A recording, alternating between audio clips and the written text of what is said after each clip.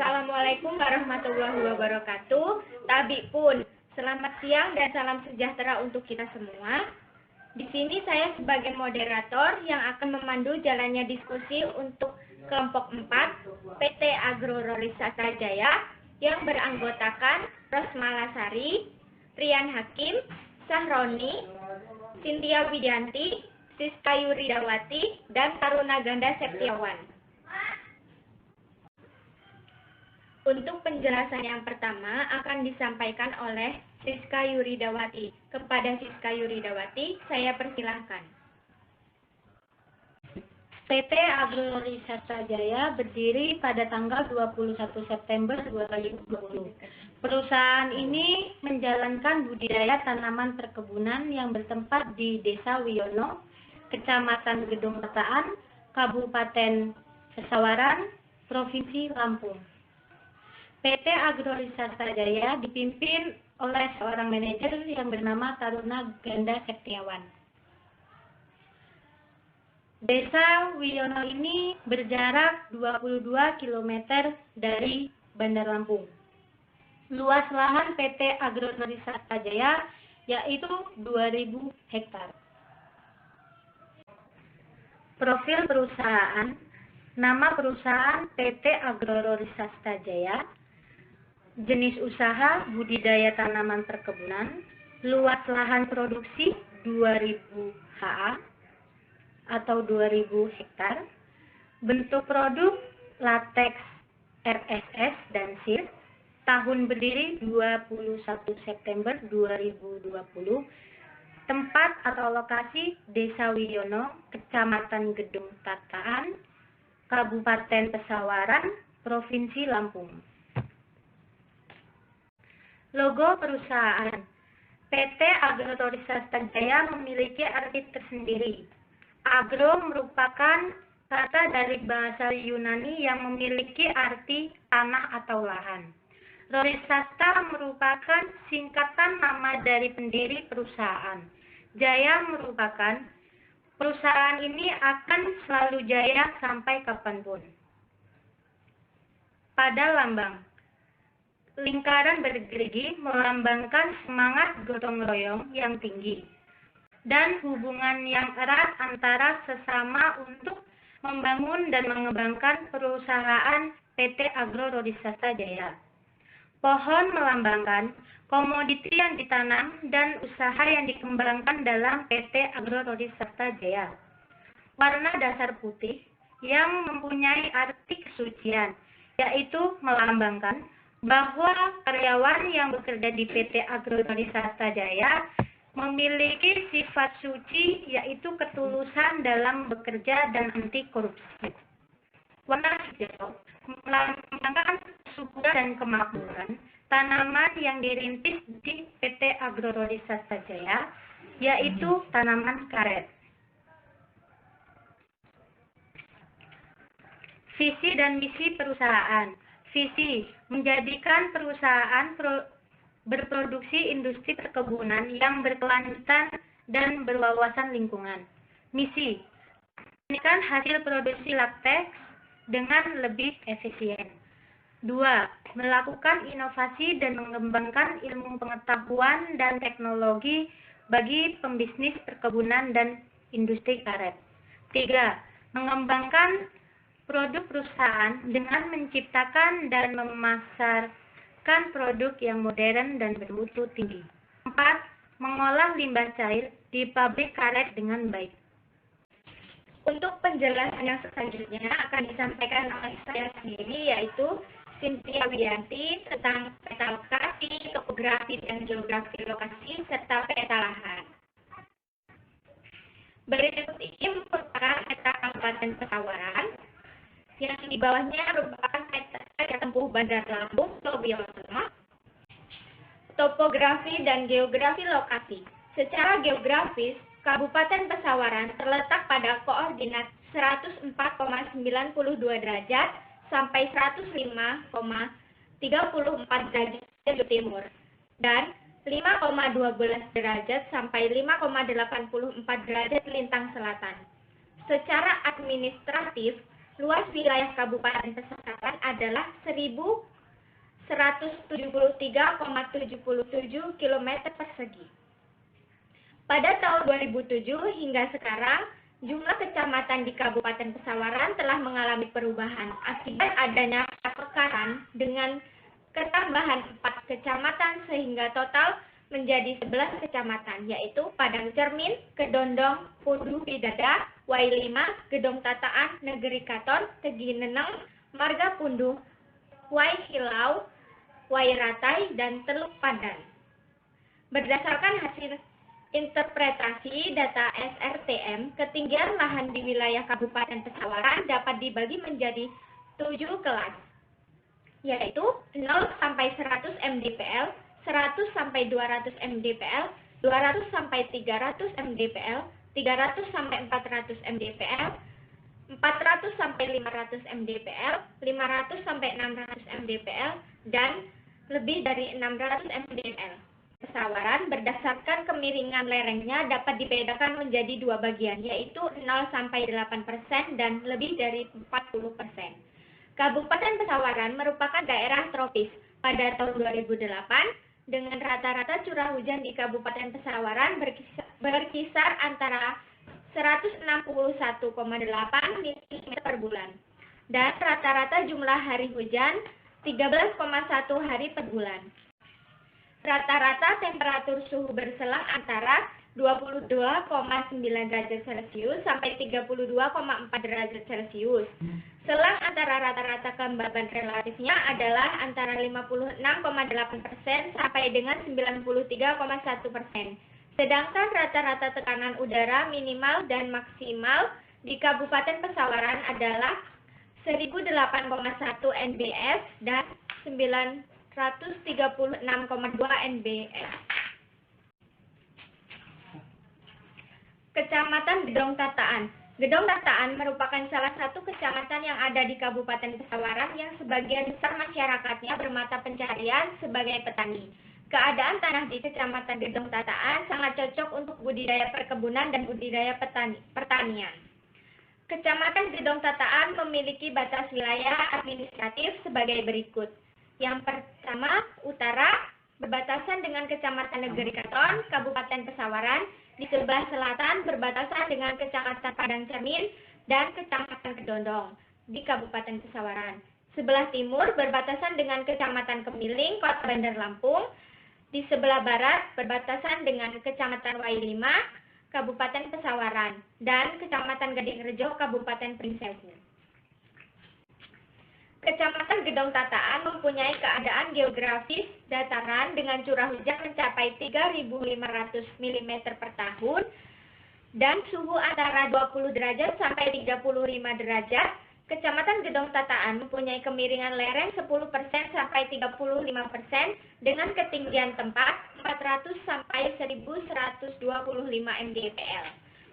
Kondisi tanah di Kecamatan Gedong Tataan bertekstur tanah lempung dan liat berdebu dengan pH tanah 5,9 sampai 7 dan jenis tanah glisol.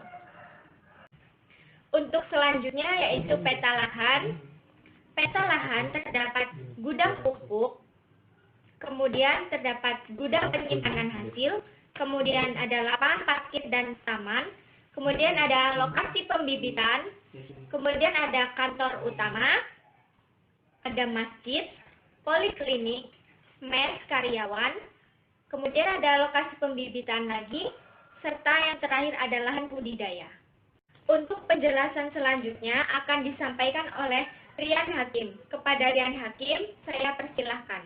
Untuk struktur organisasi PT Agroris Swasta Jaya terdiri atas manajer Taruna Ganda Septiawan, asisten manajer Siska Yuridawati, sekretaris umum Sintia Widianti, bendahara umum Rosmalasari, asisten kepala kebun Saroni, dan asisten produksi Rian Hakim. Untuk tugas dan wewenang, yang pertama manajer memimpin operasi harian perusahaan, menetapkan karyawan, menetapkan tujuan, melakukan komunikasi dengan baik, menyelesaikan pekerjaan administrasi, memberikan delegasi, memotivasi seluruh karyawan, serta menjalankan kebijakan. Lalu kemudian untuk asisten manajer, tugas dan wewenangnya adalah bertugas dalam membantu manajer untuk mengatur, merencanakan, dan menerapkan strategi. Lalu mengkoordinasikan operasi, memastikan jadwal dan sasaran terpenuhi, mengawasi dan memotivasi staf, memantau biaya operasi, anggaran, dan sumber daya, berkomunikasi dengan klien, dan mengevaluasi kebutuhan dan spesifikasi mereka. Kemudian untuk tugas dan wewenang sekretaris umum, bertanggung jawab pada bagian pengetikan, menerima tamu, making call, dan surat menyurat. Bertanggung jawab pada penyusunan jadwal, pengatur keuangan, persiapan, dan penyelenggaraan rapat, mengatur jadwal, dan membuat petunjuk. Allah. Dan bertanggung jawab pada penyusunan jadwal, pengatur keuangan, persiapan, dan penyelenggaraan rapat, mengatur jadwal, dan membuat petunjuk.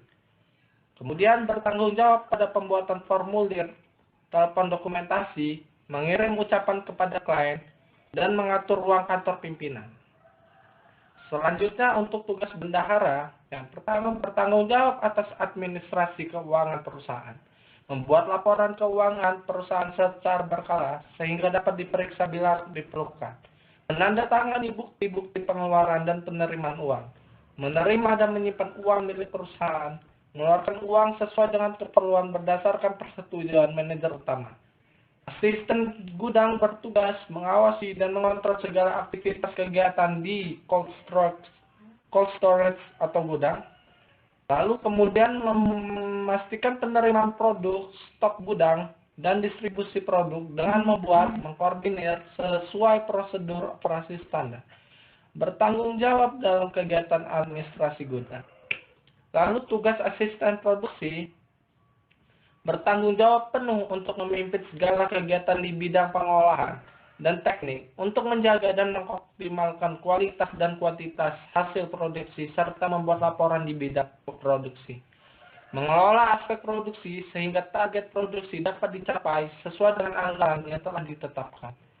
Mempunyai wewenang merencanakan, mengendalikan, melaksanakan perawatan dan perbaikan, mengawasi penggunaan mesin, dan mengevaluasi kegiatan produksi yang bertujuan menghasilkan produk sesuai dengan kapasitas dan kualitas produksi.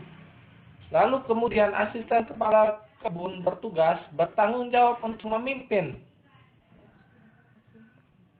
updeling atau dalam kurung bagian atau unit kebun atau bagian unit pabrik. Berperan sebagai pembantu atau membantu manajer dan karyawan dalam melaksanakan segala jenis pekerjaan di lapangan.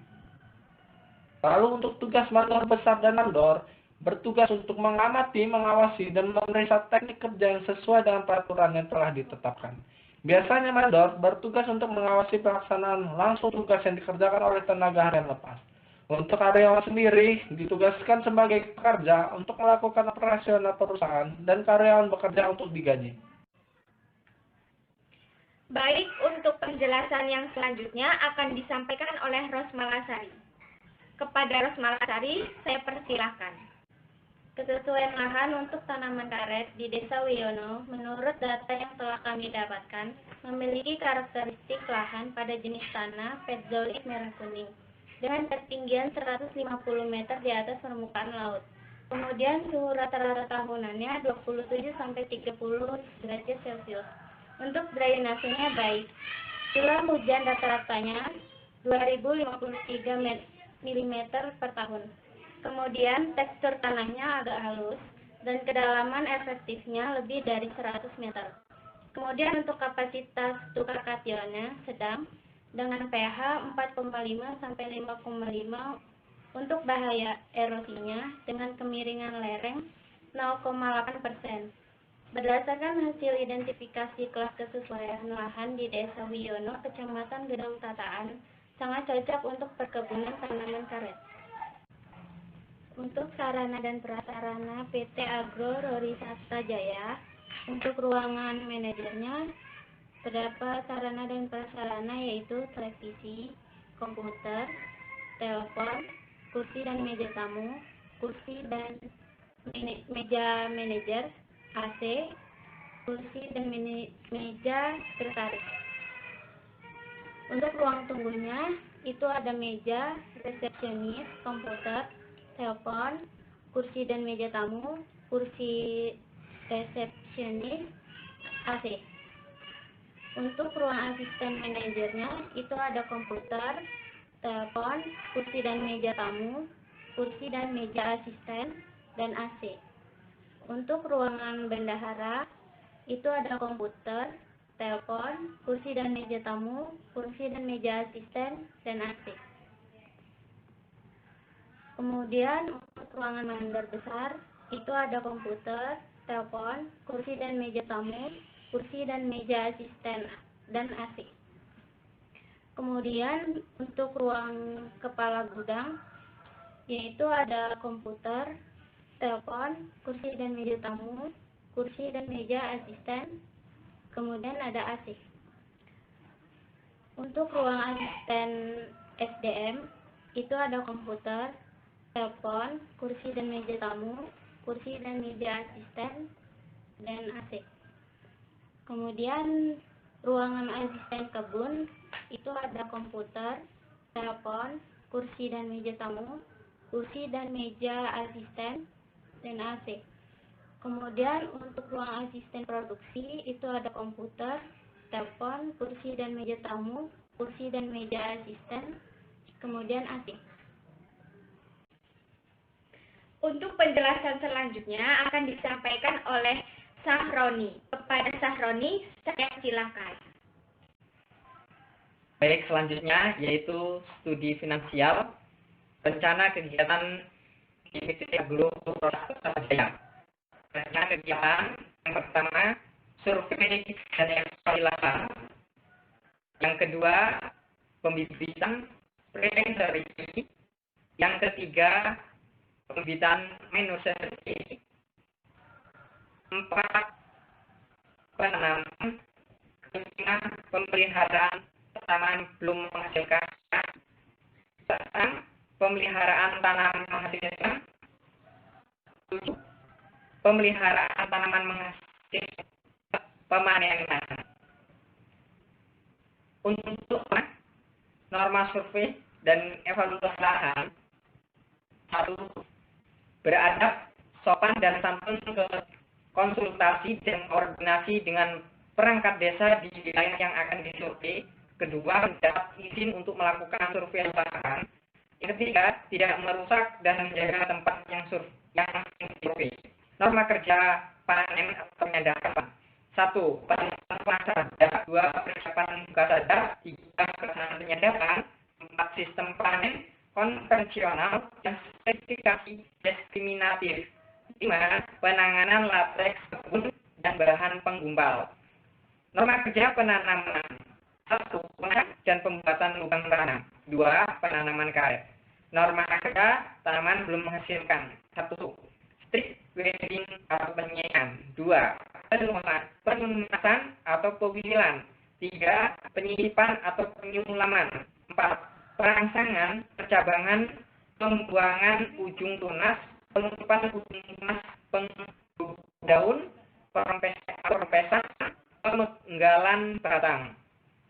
Norma kerja nursery. 1. Penyiapan dengan tahap pembibitan. 2. Pembelian benih dan seleksi benih. 3. Pendedahan benih. 4. Pemeliharaan. 5. Seleksi bibit. Norma kerja pembibitan nursery. 1. Pindahan dari pre-nursery ke nursery dengan waktu yang tepat. Persiapan tanah untuk polybag tanaman bibit. 2. Pemupukan nursery. 3. Perawatan pembibitan nursery. Pemberian naungan, pemberian usaha, penyiangan gulma, penyiraman, dan pengendalian hama dan penyakit. 4. Strategi pembibitan. Norma kerja pre-nursery. Kemudian selanjutnya rencana anggaran, survei lahan. Jenis kegiatan yang pertama ada pengurus perizinan, pengumpulan data iklim. 3. Pengambilan sampel tanah. 4. Analisis laboratorium. 5. identifikasi vegetasi.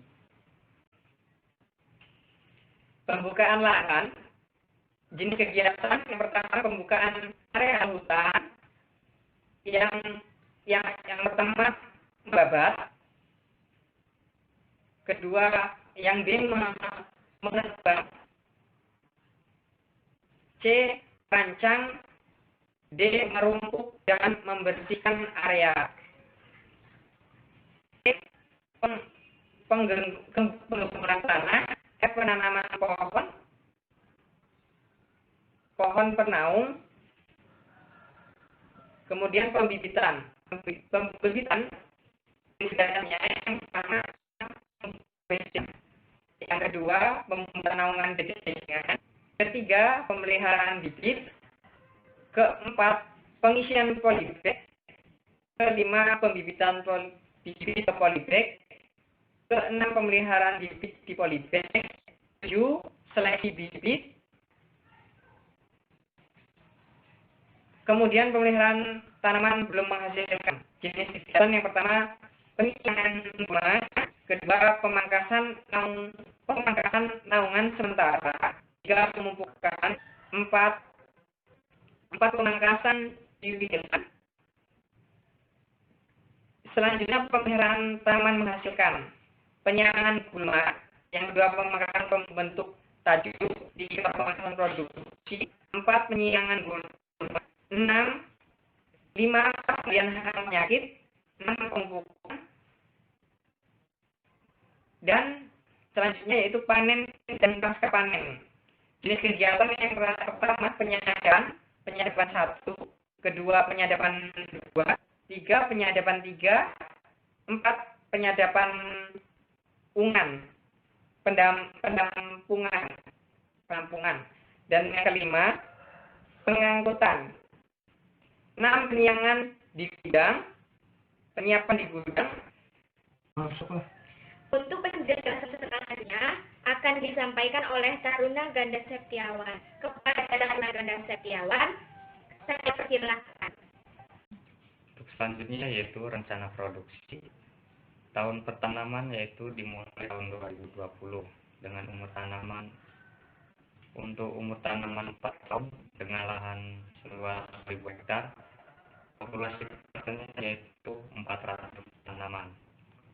Potensi produksinya yaitu 900 kg per hektar dan produksi per tahunnya yaitu 180.000 ton. Dengan harga karet per kilogram yaitu 30.000. Rencana produksi untuk 5 tahun depan yaitu menghabiskan biaya sekitar 349.128 juta rupiah. Kemudian untuk cash flow-nya yaitu yang pertama cash balance awal tahun pertama 2020 yaitu dengan modal awal 30 miliar. Kemudian total cash inflow-nya tetap 30 miliar. Cash outflow-nya itu sekitar 2.409.700.000 rupiah. Sebenarnya tahun pertama untuk menggaji karyawan sekitar 1.350.000.000. Untuk biaya listriknya 40 juta rupiah dan tambahan koneksi internet wifi 10 juta rupiah. Pada tahun ke-1 atau kedua yaitu 2021, cash balance-nya 26.190 juta rupiah 217.000. Kemudian cash inflow 26.190 juta 274.000. Untuk biaya pembibitan yaitu 20.890 juta. Biaya penanamannya 20.469 juta 600.000 rupiah. Sarana dan prasarana 1.840 juta 720.000. Dan terpakai untuk menggaji karyawan pada tahun pertama yaitu 1.350.000.000, biaya listrik 40 juta, dan biaya wifi 10 juta rupiah. Kemudian tahun kedua pada 2022, cash balance awal meningkat untuk nilai 87.052.426.000. Cash inflow yaitu 87.057.424.000 tetap. Kemudian untuk biaya pemeliharaan TBM yaitu 3.947.980.000. Untuk menggaji karyawan tetap 1.350.000.000 rupiah, biaya listrik 40 juta rupiah, dan biaya wifi 10 juta rupiah. Pada tahun ketiga 2023 yaitu mengalami peningkatan yang sangat signifikan. Itu balance awal meningkat menjadi 139.072.000.000. Cash inflow-nya tetap. Kemudian pemeliharaan TBM-nya turun yaitu sekitar 3.737.690.000. Gaji karyawan, biaya listrik, dan wifi tetap pada tahun-tahun sebelumnya. Kemudian tahun keempat 2024, cash balance awal menurun yaitu 100.182.000.000. Cash inflow-nya tetap. Kemudian pemeliharaan TBM tetap pada tahun sebelumnya. Gaji karyawan, listrik, dan wifi tetap. Pada tahun kelima 2025 yaitu cash balance awal meningkat pesat yaitu dari 536.300.000.000 hasil penjualan produk yaitu senilai 39 miliar.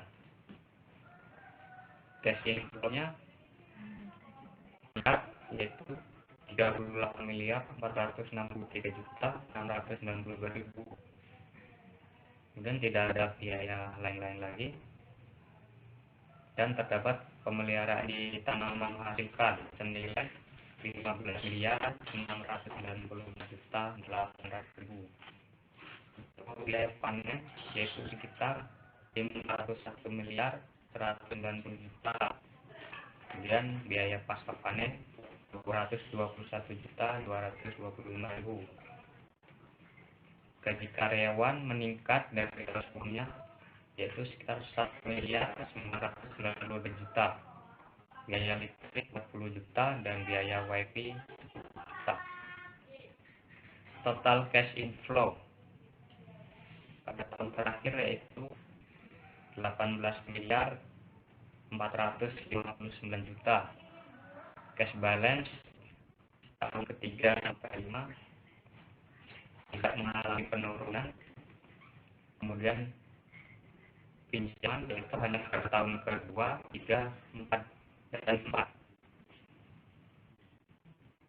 Selanjutnya cash balance akhir yaitu tidak ada penurunan. Utang pada tahun kedua, 3, 4, dan 5. Jadi kesimpulan di akhir ini, PT Agrorori Sastra Jaya tidak mengalami kerugian, yaitu mengalami keuntungan yang sangat banyak, sekitar 7 miliar. Demikian rencana anggaran produksi dan cash inflow yang saya sampaikan. Terima kasih. Baik, itulah tadi presentasi dari kami, kelompok 4 PT Agrorori Sastra Jaya. Kami ucapkan terima kasih kepada Bu Desi selaku PLP Mata Kuliah Manajemen Perkebunan 1, dan kami ucapkan terima kasih kepada Allah Subhanahu wa Ta'ala. Saya akhiri, wassalamualaikum warahmatullahi wabarakatuh.